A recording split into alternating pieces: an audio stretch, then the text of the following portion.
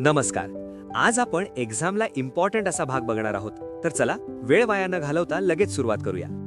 भाग 4 मूलभूत कर्तव्ये. कलम 51 नागरिकांची मूलभूत कर्तव्ये. 1. प्रत्येक भारतीय नागरिकाचे कर्तव्य. 2. संविधानाचा आदर करणे. 3. राष्ट्रध्वज व राष्ट्रगीताचा सन्मान करणे. 4. देशाची एकता व अखंडता जपणे. 5. देशाचे संरक्षण करणे. 6. बंधुता वाढवणे. 7. स्त्रियांचा सन्मान राखणे. 8. पर्यावरणाचे संरक्षण करणे. 9.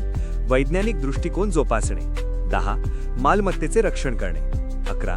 वैयक्तिक व सामूहिक उत्कृष्टतेसाठी प्रयत्न करणे. 6 ते 14 वयोगटातील मुलांना शिक्षण देणे. भाग 5 संघ द युनियन. अध्याय 1 कार्यपालिका. कलम 52 भारताचा राष्ट्रपती. भारताला एक राष्ट्रपती असेल. कलम 53 संघाची कार्यकारी सत्ता. संघाची कार्यकारी सत्ता राष्ट्रपतीकडे निहित असेल. कलम 54 राष्ट्रपतीची निवड. राष्ट्रपतीची निवड मंडळाद्वारे केली जाईल. कलम 55 निवड पद्धती.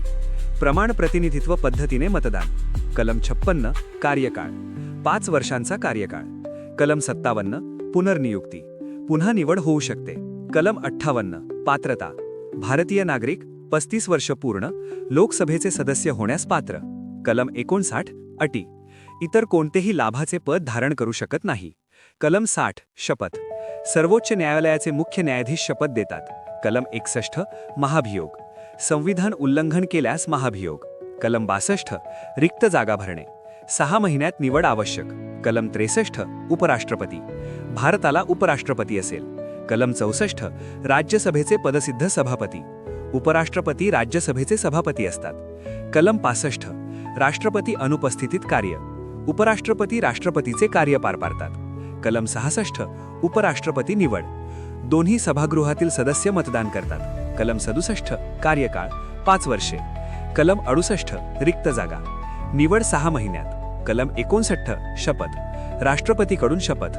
कलम 70 इतर परिस्थिती. संसद कायदा करून व्यवस्था करू शकते. कलम 71 निवडवाद. सर्वोच्च न्यायालय निर्णय देते. कलम 72 क्षमादान अधिकार. राष्ट्रपतींना शिक्षा माफ किंवा कमी करण्याचा अधिकार. कलम 73 संघाची कार्यकारी सत्ता विस्तार. अध्याय 2 संसद. कलम 74 मंत्री परिषद. राष्ट्रपतींना मदत व सल्ला देणारी मंत्री परिषद. कलम 75 मंत्र्यांची नियुक्ती. पंतप्रधानांची नियुक्ती राष्ट्रपती करतात. कलम 76 महान न्यायवादी. कलम 77 शासन पद्धती. कलम 78 पंतप्रधानांची कर्तव्ये. संसद रचना. कलम 79 संसद रचना. राष्ट्रपती प्लस राज्यसभा प्लस लोकसभा. कलम 80 राज्यसभा संरचना. कलम 81 लोकसभा संरचना. कलम 82 जनगणनेनंतर फेरवाटप. कलम 83 कार्यकाळ. राज्यसभा कायमस्वरूपी. लोकसभा 5 वर्षे.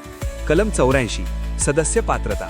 कलम 85 अधिवेशन. कलम 86 राष्ट्रपती संदेश. कलम 87 राष्ट्रपती भाषण.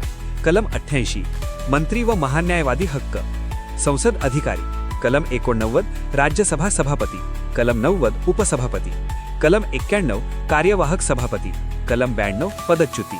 कलम 93 लोकसभा अध्यक्ष. कलम 94 अध्यक्ष पद रिक्तता. कलम 95 कार्यवाहक अध्यक्ष. कलम 96 पदच्युती प्रक्रिया. कलम 97 वेतन. कार्यपद्धती. कलम 100 मतदान. कलम 101 सदस्यत्व रिक्तता. कलम 102 अपात्रता. कलम 103 निर्णय अधिकार. कलम 104 दंड. विधी प्रक्रिया. कलम 107 विधेयक प्रक्रिया. कलम 108 संयुक्त बैठक. कलम 109 अर्थविधेयक. कलम 110 अर्थविधेयक व्याख्या. कलम 111 राष्ट्रपती संमती.